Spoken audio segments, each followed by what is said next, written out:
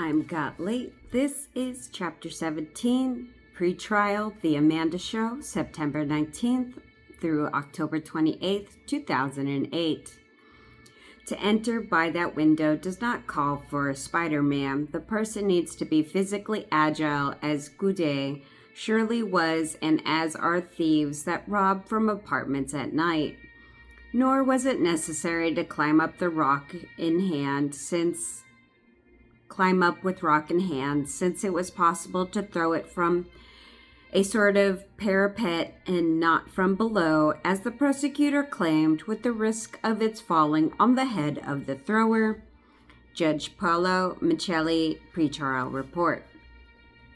Welcome to the Amanda Show, Italian newspapers proclaimed when the pretrial hearings into the murder of Meredith Kercher began in Perugia on September 19, 2008.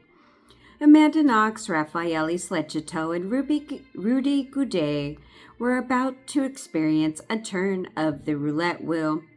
After they'd spent nearly a year in prison, a judge would finally tell them whether there was enough evidence to charge them with the murder and send them off to trial.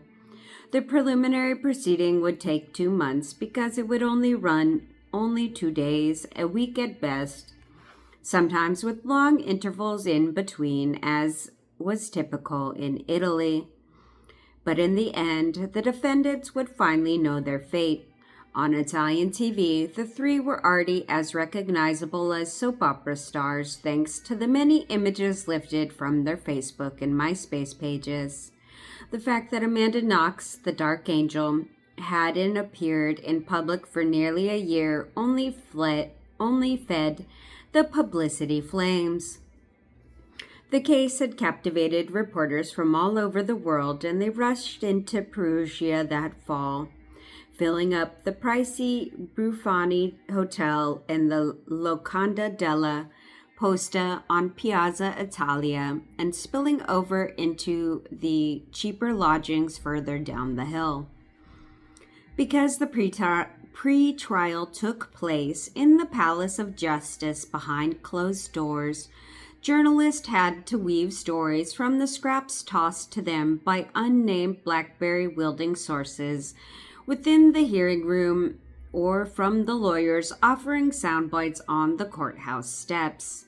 Even the Times of London was reduced to quoting court sources who fed the prestigious newspaper such insights as Slecito exchanges glances with Knox when he entered the courtroom, but they did not speak. Reporters made unable to tap into the police station or the procura, the prosecutor's office, could count on daily comments from Luca Maiori, one of Raffaele's lawyers. The powerhouse lawyer Giulia Bongorino, added to Raffaele's team in May, was also good for a quote. A charismatic member of parliament, she had defended former Prime Minister Giulio Andreotti against charges of a Sicilian mob involvement. Amanda's Roman lawyer Carla della Vodova continued to shun reporters, publicly at least, but the Perugia counterpart Luciano Grugera offered daily quips. Rudy's lawyers Nicodemo Gentile and Walter Biscotti eagerly sought out reporters, complaining that the other two defendants were trying to blame everything on their client. As for the prosecution, Mansula Commodi kept a low public profile. Prosecutor Manini would become increasingly media-friendly as the Kercher case wore on, but during the pretrial, he was like a football linebacker, hurling himself through the crush of reporters, saying no comment, no comment. Meanwhile, reporters would haunt the doorways and the stairwells, hoping to snap the infamous suspects during the brief intervals when prison guards escorted them out of police vans and into the courthouse. The Kercher family staged a press conference the day before the pretrial began, managing to temporarily outshine the Amanda Show. They attracted the usual mob scene in the same hotel where they'd greeted the press for the first time. To add to the sense of deja vu, the same three family members arrived: Stephanie and her parents, Arlene and John Kercher.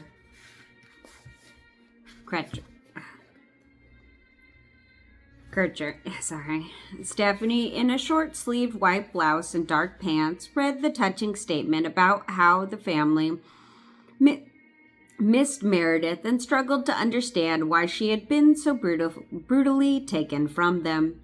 She could barely be heard over the noise as cameras clicked, cell phones went off, and chairs scraped against the floor. But still she read on, unflappable. On television, the same scene would look serene and her words would be crisp and clear. Afterwards, Frank Safarzo shouted out, "Did Meredith get along with Amanda?" Stephanie demurred. "We wouldn't say, nor would John." Arlene looked as if she might like to jump in, but the Kercher lawyer, Francesco Maresca, shook his head and brought the press conference to a close. The press pursued the Kerchers all the way to the entry, and a herd of them on both sides. Stephanie put her arm around her mother, smiled sweetly, and disappeared into a conference room to consult with Mariska. After a while, the lawyer came back out to answer Safarzo's questions. Mariska, who steadfastly supported the prosecution's talking points, was a middling tall man with spectacles and curly hair. He usually wore pinstripe suits with white shirts and colorful suspenders. No, he told Frank Safarzo and another reporter, the two girls did not get along. Why not? Amanda did not like paying the rent. She did not like making her bed. Does anyone like paying rent? By an unmade bed, did he mean the general sloppiness, or... Nobody got the chance to ask these questions. John Kercher emerged from the conference room, and Mariska picked up his briefcase and followed his client out the door and into the parking lot as video photographers ran alongside. Later, the lawyers would praise the dignified Kerchers for practicing the elegance of silence. Yet Mariska himself would often speak harshly in their name, especially when it came to Amanda, coming out of the courtroom to speak of her with a tight smile and a shrug of disdain, portraying the UW honor student and Seattle Prep graduate as an immortal, uncouth degenerate whose very presence in the cottage had been an affront to the English girl. Is the behavior of Amanda Knox at the police station logical when Meredith's body was still warm? Was a typical Mariska comment. When La Stampa asked him why the case had attracted so much attention, he cited the many nations involved: Italy, the United States, England, the Congo, the Ivory Coast. The setting was also important. The beautiful medieval town with stone staircases, alleyways, and arches.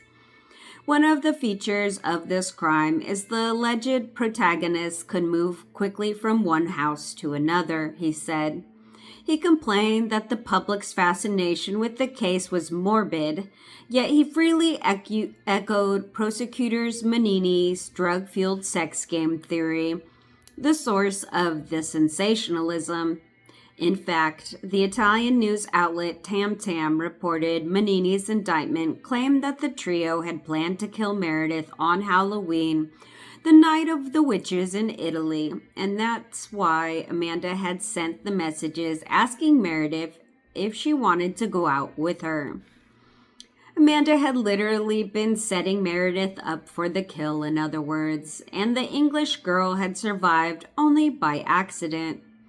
Just to make things even spicier, Manini also claimed that drugs, occult rituals, Raffaelli's supposedly depraved manga comic books, The Day of the Dead and even the start of the Celtic New Year on November 1st may have played roles in the murder. For Maresca, the case offered a glimpse into the decadent world where drug-addled students smoked all day long, went to bed at 4 in the morning, and spent hour after hour glued to the internet with their brains turning into mush. In his estimation, the case was a portrait of today's burnout youth, even though his favorite target, Amanda, was an early riser, an excellent student, and no night owl. Fiorenza Serrazini would also link the Seattle girl to degenerate youth in the Amanda E. Gli Altieri, when she leaked excerpts from Amanda's so-called green diary, actually just a school notebook that had only 10 pages of personal thoughts amid the Italian grammar lessons. When they arrest you, in your purse, they found 3 notebooks. I am your diary, never to be read by anyone.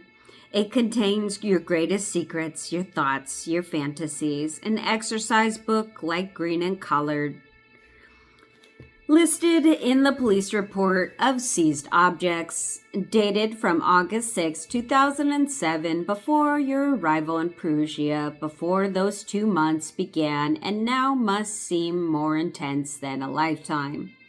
There are dense pages of notebooks used to rebuild your complex personality, your desires, your voices, alcohol, sex. The Amanda Show was hyped on every newsstand in Perugia as the biggest thing in town. Yet nobody could get in except the participants. Judge Paolo Michelli lent considerable dignity to the proceedings. He ruled over a small, surprisingly intimate chamber, the white walls set off by a giant crucifix. The defendants sat with their lawyers on long wooded benches in different rows so that Amanda couldn't speak to Raffaele or vice versa, and neither could communicate with Rudy.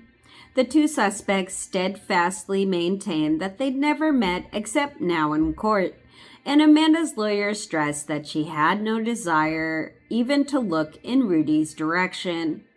During the rare times when the Kerchers attended hearings, they sat in the back row in an arrangement designed to help them avoid eye contact with the alleged killers. During the 2-month run of the Amanda Show, the press was confined to a sort of glassed-in balcony above the hearing room. Reporters could look down on a corridor, watching suspects go in and out, and couldn't see into the room itself. And even to observe that much, they had to stand on plastic chairs. Periodically, they would rush out to grab cigarettes, espressos, and a panini from the shops on the street, and then to return to their chairs, hoping they hadn't missed Amanda, Raffaele, or Rudy, in that order of popularity. The lack of access frustrated even the British tabloid reporters who took to standing outside the courthouse and yelling out things like, "Are you guilty, Amanda?" as she climbed out of the police van. They could then report that the American girl flinched when somebody yelled at her from the crowd. That first morning, before court started, the Kerchers headed into the courtroom looking much more shaky and distraught than they had at the press conference. Stephanie in particular seemed reluctant to go inside. John kept popping in and out, a tall figure in a white turtleneck and black suit, pacing in the hallway, talking to the lawyers, shaking his head. Meanwhile, the paparazzi trapped in the glassed-in balcony were unusually tense.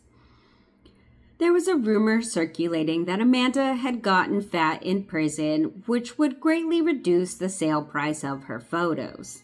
In her leaked prison diary, she'd drawn up a list of foods offered to her each day, everything from biscotti and roast pork to sugared breads.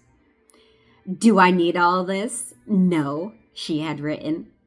Now, videographers grappled the chairs near the viewing window, shoving aside weaker opponents.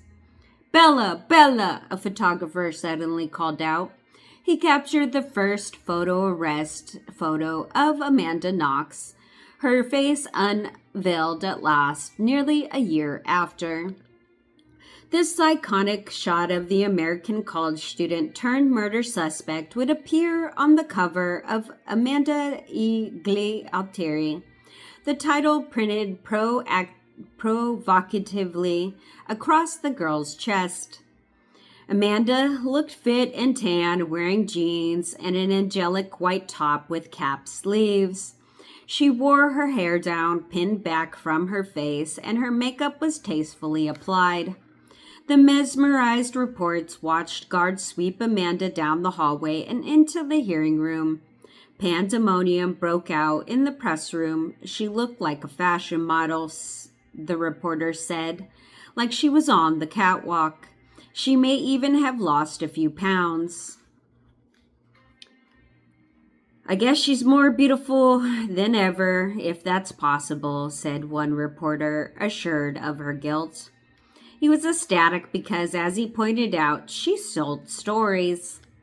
Amanda's sizzling reception had its flip side. Italian reporters claimed she'd had a makeover, trying to turn herself into the idealized ragazza acqua e sapone, a wholesome girl of soup and water. Yet the only images of her they'd seen before had been wiped from Facebook, and she looked neat and clean in every photo there, even when the camera caught her traveling around Europe with a backpack on smoldering summer days. Amanda's friends said that she wanted to look as self-confident as possible. She told them that she'd felt scared coming into court, but the experience also seemed somewhat unreal, and she tried not to think about the enormity of the situation to avoid being overwhelmed, though she knew that the next few months would determine the course of her whole life. The photographers were happy because Amanda looked cute in the pictures, said Mario Spezzi, the Italian journalist and the co-author with Douglas Preston of The Monster of Florence. He smiled, shaking his head amused. That's all they care about.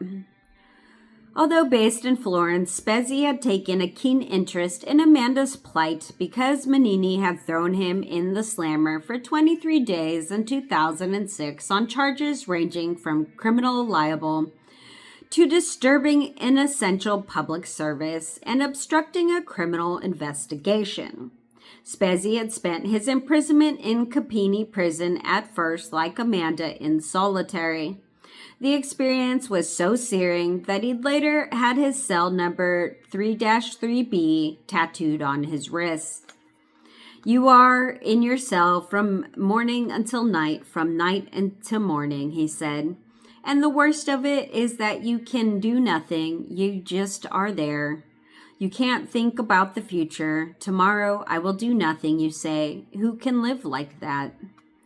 He wasn't sure how prison would change Amanda, but said that just being driven to court in the grilled police van, riding in a short cage in the middle of it, is a humiliating experience. It depends on the personality of the person, but being in prison is the kind of experience that you can never forget your whole life. If you can be strong and true to yourself, then it will make you grow. If you are not strong enough, then you will have damage. It's easier if you are older and in your own country. Who does she talk to? Who are her friends? Later, Amanda's priest would answer that very question. She has no friends in prison, said Father Saul Scarabatelli, adding that she had no real peers there, only fellow inmates. Raffaele Slecito didn't come into court that first day. It just dealt with technicalities, his lawyer said. But reporters wrote dramatic stories about the Kerchers facing the accused killers for the first time. Amanda's lawyer, Luciano Gregara, assured the press that Amanda had not looked forward to sharing the courtroom with Rudy Goudet. In fact, she had scarcely looked at him. The big news that day was that Rudy had asked for an abbreviated trial, a fast-track trial, that would run simultaneously with Amanda and Raffaelle's pretrial, which would determine whether they would be released or charged with murder and sent on to trial. His lawyer insisted he'd chosen the fast-track trial to distance himself from the couple, who they said were trying to pin the murder on Rudy. Typically, suspects who ask for the abbreviated trial hope to get a reduced sentence. Also, no new elements could be introduced. The judge had to make a decision based on the evidence already gathered. Judge Paolo Michelli, a well-respected jurist, granted Rudy's request. Amanda and Raffaelle's month-long pretrial was most notable for the parade of super witnesses organized by the prosecution, meaning the witnesses that Manini considered most important to the case. In addition to Nara Capazzali, the woman who said she had heard Meredith scream, there was Antonio Curatala, a homeless man who claimed to have seen Amanda and Raffaele hanging around Piazza Gramana on the night of the murder, up to no good. Unfortunately for the prosecutor, Curatola, known only as Toto, had mentioned Halloween masks in his first statements, meaning he wasn't sure what night he had seen the two strangers. After Toto testified, Frank Sforza went to the piazza that night to talk to him. The bearded, gray-haired hobo, a man of 60, showed Sforza where Amanda and Raphael had supposedly been hovering that night, staring down into the cottage. The theory was that they had ran out of the cottage after Meredith screamed and had waited to make sure the coast was clear before they launched their massive cleanup, the proof for which the prosecutor would never offer. It was enough to bring up mops and bleach now and then to provide a half clue. As Sforza learned from hanging out with Toto in Piazza Gramana, actually, you can't see the cottage from the basketball court. In fact, you can't see the house from any point in the Piazza Gramana. The only spot from which you can see is just a gate of the cottage, is a small area beneath the trees, which means that from where Amanda and Raffaele supposedly were, they couldn't see the building. So even the testimony itself is not accurate. The most unusual witness, though, was Hukaran Kokomani, an Albanian man who said that he had been driving by the House of Horrors on the night of the murder, or else the night before that, when he accidentally knocked over or merely grazed a large plastic garbage can. Suddenly, a knife-wielding Amanda and Raffaele jumped out from behind the can and confronted him. He claimed that he threw various objects at the two young lovers, black olives, a Nokia cell phone. Then Rudy Goudet had stepped out of the shadows. Kokomani, who would soon be hospitalized for problems relating to alcohol abuse, claimed to know Rudy slightly from the latter gardening days. Rudy supposedly told him that there was a party going on inside the cottage and also said he needed to rent a car and wondered if Kokomani could help him out. For reporters, the Albanian was the most eagerly awaited of the super witnesses, but like most of them, he came to court in disguise, a baseball hat pulled over his eyes, wearing a hoodie so that nobody could tell what he looked like. Since the reporters weren't allowed inside the courtroom for the pretrial, they were never sure of the accuracy of their coverage, especially when it came to the infamous kitchen knife. Prosecutor Manella Commodi held a mock-up of it in a court, marking evidence handled with care, and this photo was circulated to the press. Dr. Patrizzi Stefani, the forensic scientist who had tested the knife and bra clasp, did testify, but reporters were not able to get any details. Nor could defense attorneys actually, so it was impossible to judge if the DNA evidence implicated the defendants or not. As an independent expert, Judge Michelli had appointed Renato Biondi, Stefani's boss at the crime lab in Rome, who said that she had done a perfect job. The prosecutor Menini and Commodi presented a reconstruction of the case, the most detailed yet. They laid out a scenario like some crime novel, Raffaelli's lawyer Luca Maori told the press. He said that the prosecutors alleged it was some kind of satanic rite, with Amanda allegedly first touching Meredith with the point of a knife and then slitting her throat, while Solicito held her by the shoulders from behind. Goudet held her by an arm and tried to sexually assault her. Amanda surprised reporters when she spoke for 6 minutes near the close of trial in a shaky voice. She attempted to explain why she had named Patrick. She described her terror in the Questera that night, the pressure she'd been under. The enterprising photographer caught a glimpse of her through the slits of the blinds, her arms waving. Even that made the evening news. Amanda cried a little as she described the yelling and the slap she'd gotten on the back of her head. "Meredith was my friend, and I had no reason to kill her," she said. "I am innocent. I wasn't in the house that night, and if I said the opposite before, it was because I was forced to do so because the police pressured me." On October 27, 2008, Judge Michelli came out of his chambers at 8 p.m. on a dark, windswept night. A mob had gathered outside the courtroom, from the reporters to townspeople. They had been waiting for hours to hear the judge's rulings. Police officer had to literally pull the Kerchers through the crowd to get them into the courthouse. Reporters caught a glimpse of Amanda's parents, Edna Mellis and Kurt Knox, hovering near the front door, hoping against hope that the judge would release their daughter to them and that they'd walk out of the courtroom together. Judge Michelli announced his decision in front of the 3 suspects who had been awaiting around since the early morning.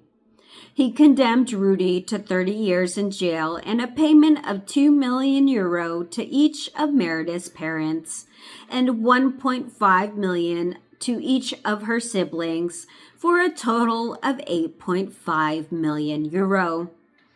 He ruled that Amanda and Raffaelli would be tried for murder, sexual violence, theft, simulation of a crime, transportation of a weapon, and just for Amanda, slander.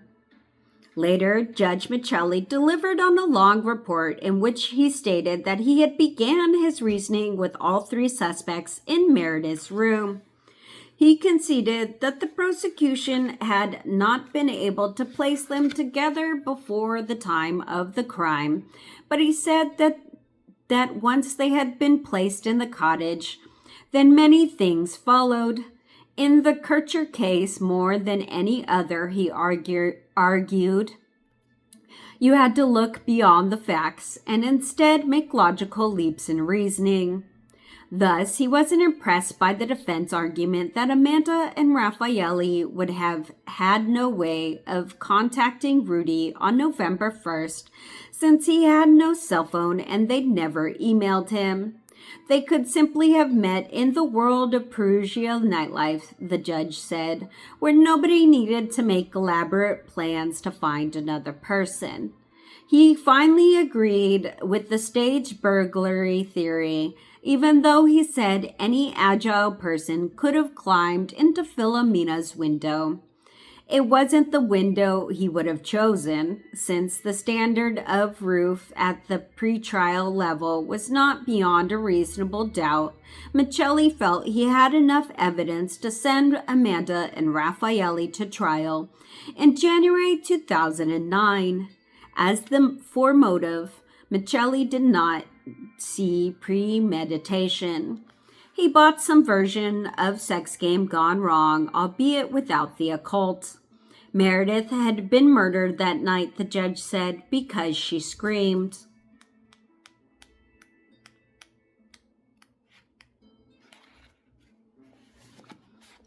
Chapter 18, The Prosecution Speaks, January 2009. Amanda Knox, a woman who was has shocked everyone. Her roommates are shocked, the Italian boys and girls, the English girls, the police.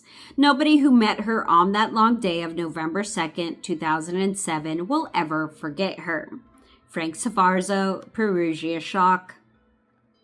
At the start of the new year, Amanda Knox was voted Italy's most popular celebrity, overshadowing Carla Bruni, the Italian wife of the French president.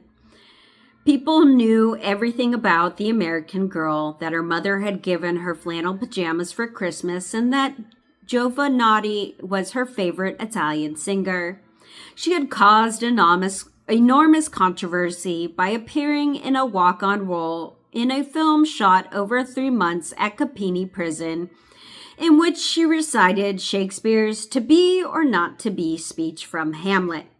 Called The Last City, the 55-minute film featured 11 inmates and explored the common prison fantasy of escape. Knox recites in Italian and English, and like all actresses, was committed and enthusiastic. Director Claudio Corini told The Guardian, "I would give her a 10 out of 10 for her performance." Pundits argued furiously on national television about whether the accused murderer, whether the accused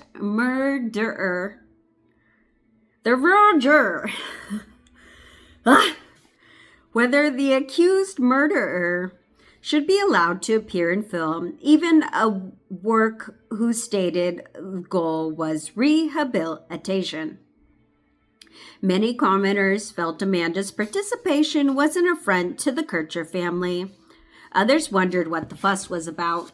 Should the American girl just sit in her jail cell and rot?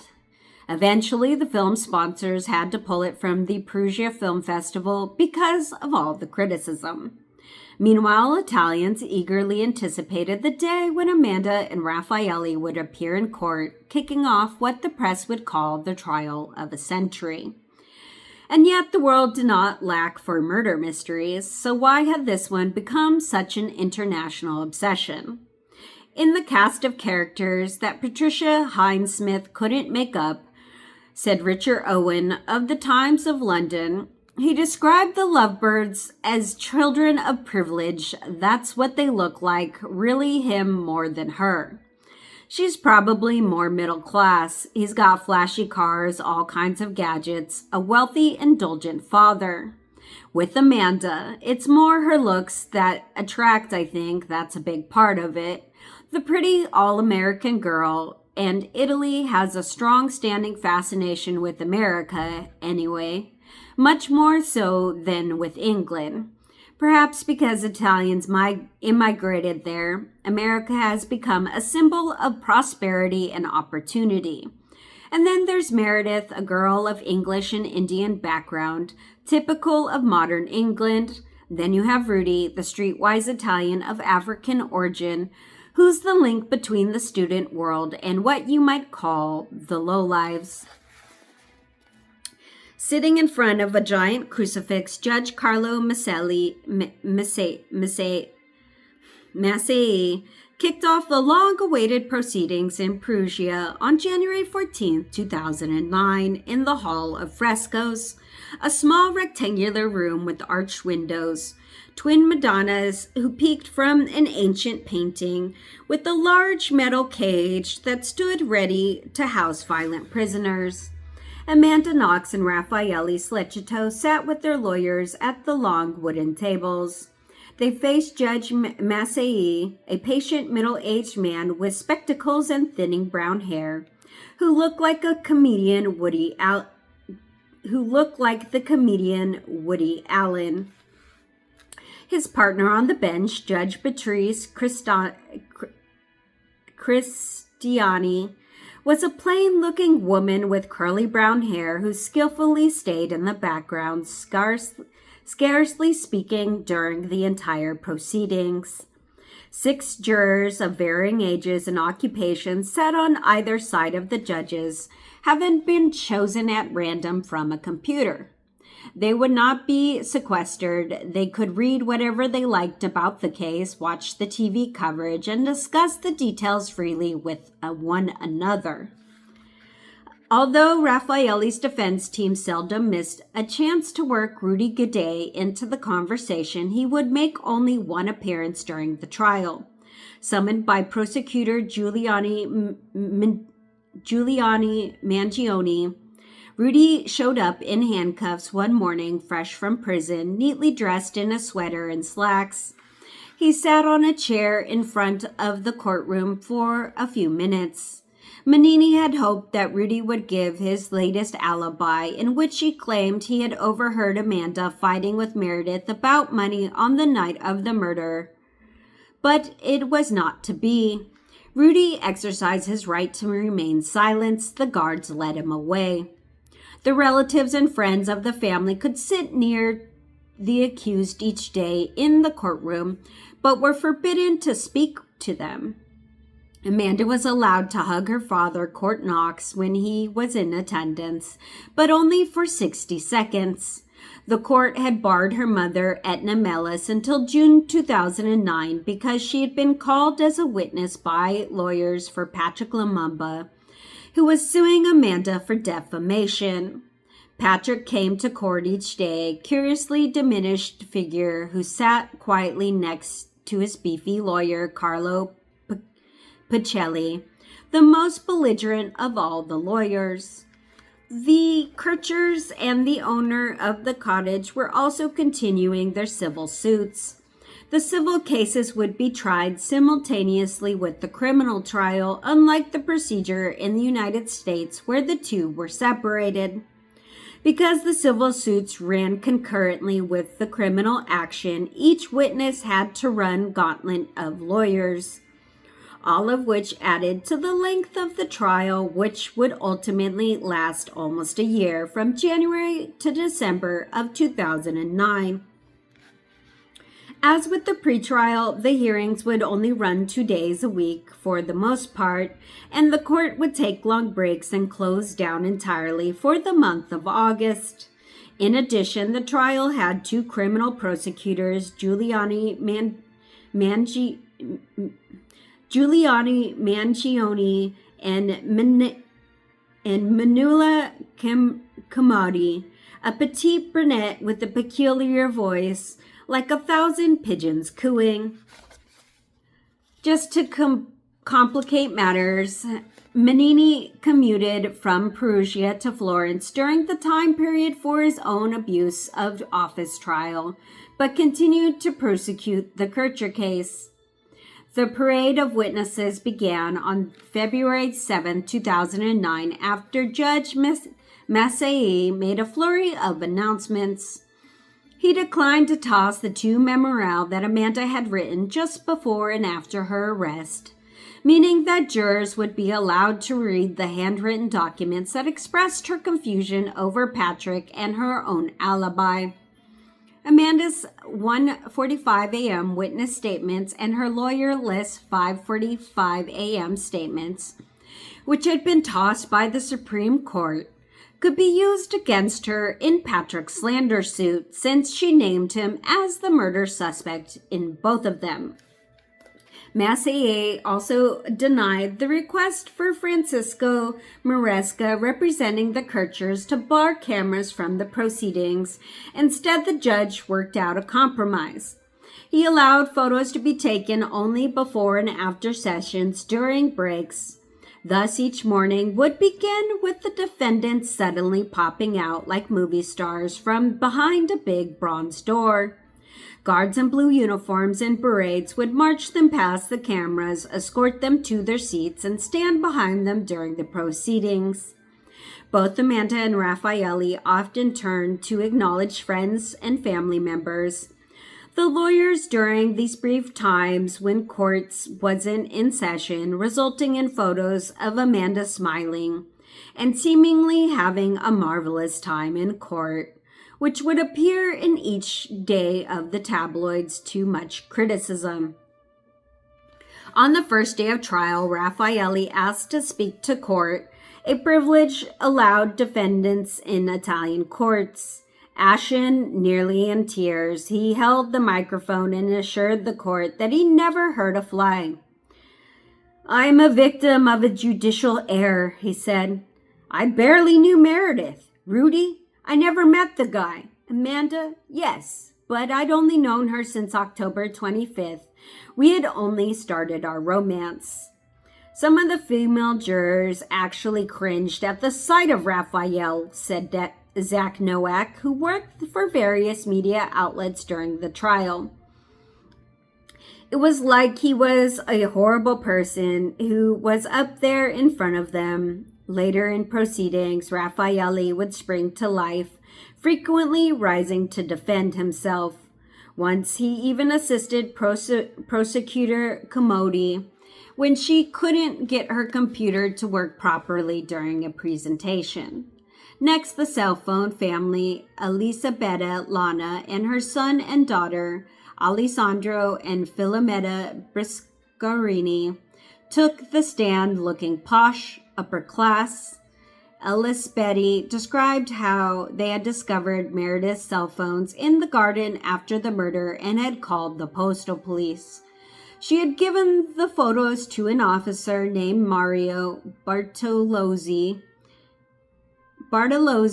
who also testified he was supposed to help shed light on the ever-growing controversy over whether Raffaele had called the Carabinieri before or after the arrival of postal officers. But like nearly everyone involved in the case, the officer told a baffling story. First, he said that he'd sent a squad car to the cottage around 12 p.m., which would have meant that it arrived around 12:30 p.m., definitely before Raffaele called the Carabinieri. But in his police log, Bartoloni had jolted down 12:46 p.m. for the receipt of the second phone, meaning that he had probably not sent the squad car yet. So which was it? Bartolozzi claimed that he had just goofed when he wrote 12:46 p.m. He had gauged the time. He just looked at his watch, so he didn't know when the unit arrived. If he'd never left the station, don't ask. As Frank Sforza wrote on Perugia Shock, the postal police found Amanda and Raffaele sitting and hugging in the garden, in a narrow sunspot right in front of the window. Only Raffaele had a jacket on. "We were waiting for the Carabinieri," they simply said. "So we have two possibilities. Amanda and Raffaele may be lying about their call, or the police may be mistaken about their time of arrival. We have the police word against the behavior of Amanda and Raffaele. The only proof that the police have provided in favor of their version is because I looked at my watch.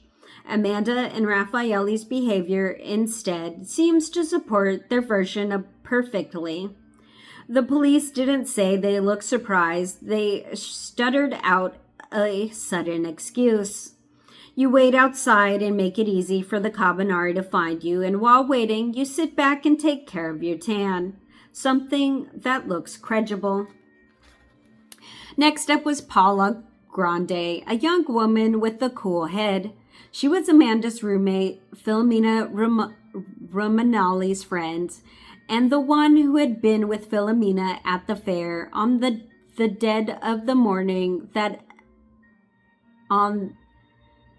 had been with Filomena at the Fair of the Dead on the morning that Amanda called to say something seemed strange in the cottage.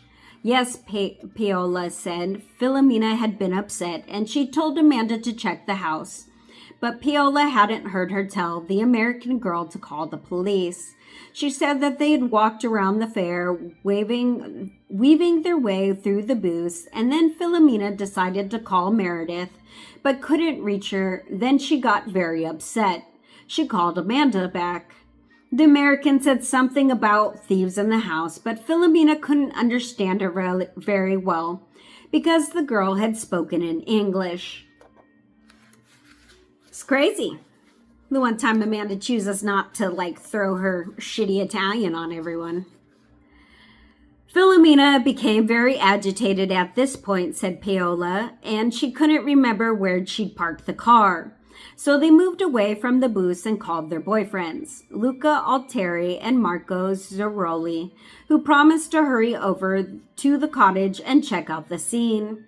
The picture Paola drew of her friend was quite different from the cool take charge Philomena described in the judge's report, the one who had known for sure that the glass from the window had fallen on top of her clothes, allowing investigators to refute the crime scene photos and claim that Amanda and Raffaele had staged a burglary. Paola described instead the wrecked Philomena, a woman who needed her friend Paola to stay with her and make sure that she was all right. When they reached the cottage, postal cop Michelle Bastielli was already there. The first thing Philomena did was rush into her own bedroom to see if anything was missing. Even when she saw what she had been spared, she had remained extremely agitated. To calm her down, Bastielli then made the clumsy joke, "Ma sta tranquilla, mica si è morto sotto di divano."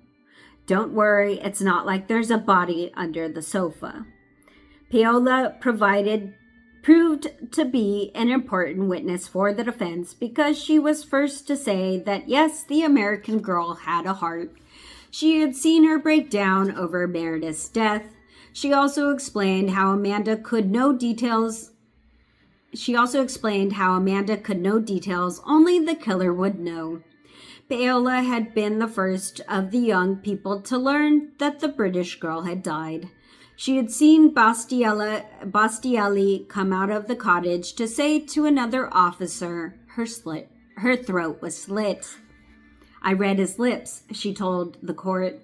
Paola said that she had also told Philomena this. Then in the car on the way to the Questera, she and Luca gave Raffaele the same information, which Raffaele passed along to Amanda. In court, Paola told Manini that the American girl had sobbed when she heard the news.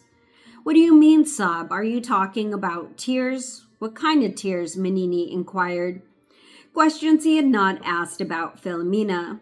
"I heard Amanda cry," Paola said. "I turned around and asked her if she wanted a bit of water, but her head was down and I didn't see the tears." The next day, the bespectacled Philomena took the stand, sitting about 20 feet from her former roommate, but occupying an altogether loftier plane. She was 29 going on 42, one of the reporters said.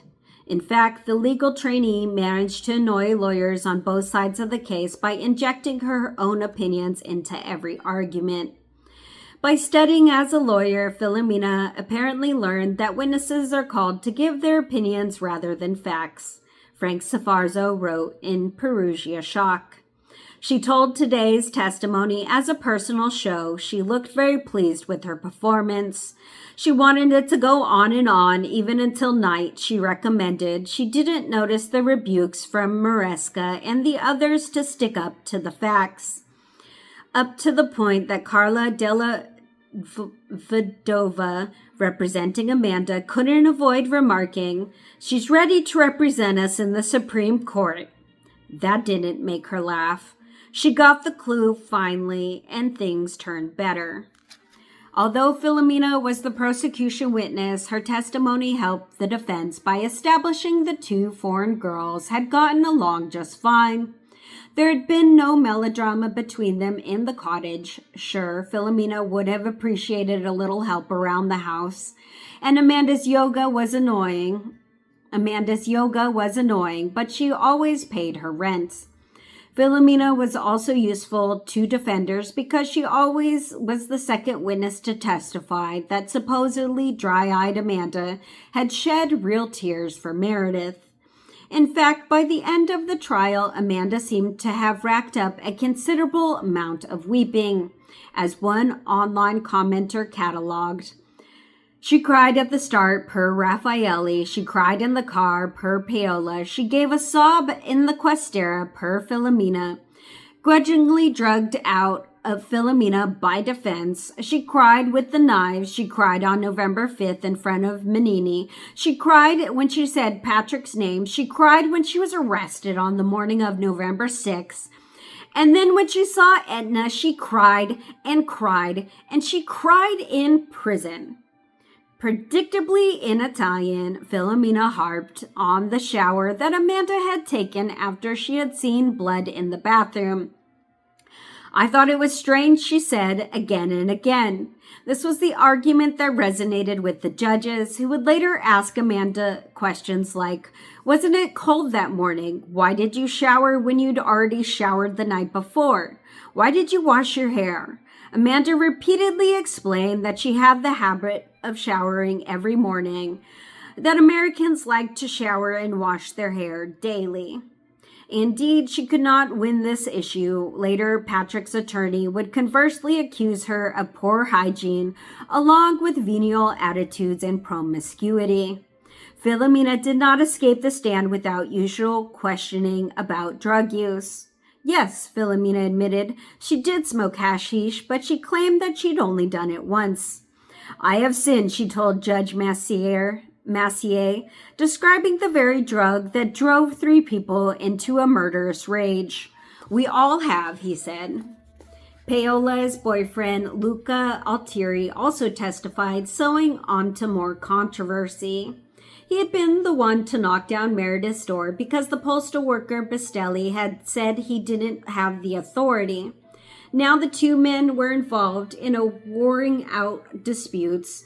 When witnesses disagreed on an important point, they brought together for a face-to-face. The next day, Officer Bistelli and Luca returned to the chamber where they sat across from one another and thrashed it out in front of everyone. Had there been 1 cell phone or 2? The point being, if Bistelli had arrived with both of Meredith's phones, then he couldn't have arrived before Raffaele called the cops, because the time that Elisabetta delivered the second phone to the Questera. During the thrilling exchange, Bistelli managed to win Luca over on the 2 cell phone issue. Luca had seen 2 cell phones on the kitchen counter and assumed that both belonged to Meredith, meaning that the officers had not headed for the cottage until they received the second one from Estebetta. So Luca said, okay, maybe I'm wrong about 1. Maybe the 2 cell phones I saw weren't both Meredith's. But he was unmovable on another crucial point. He was certain that he had seen Bistelli enter Meredith's bedroom after the door came down and that the officer had lifted the duvet to check to see if the girl was alive, actions that Berticelli now hotly denied. He claimed that he had merely stood in the doorway and observed the scene, which was enough to tell him that the girl's throat had been slit. Frank Savarzo found the officer an unpleasant witness. Bastielli was already nervous when he was right about the cell phones. Now he's agitated. He loses his temper all the time, shaking his head and body, as if he's trying to escape from a nightmare, interrupting the questions with excuses for not answering, saying loudly, "Counselor, it's stuff of 1.5 years ago." Trying to kill the interrogation with a series of I don't knows. He even doesn't remember if there were 2 cell phones anymore. He can't help anymore, and he doesn't want to help. He doesn't remember anything. Luca calmly fought Bastielli on this point about entering the crime scene, certain that he had been right.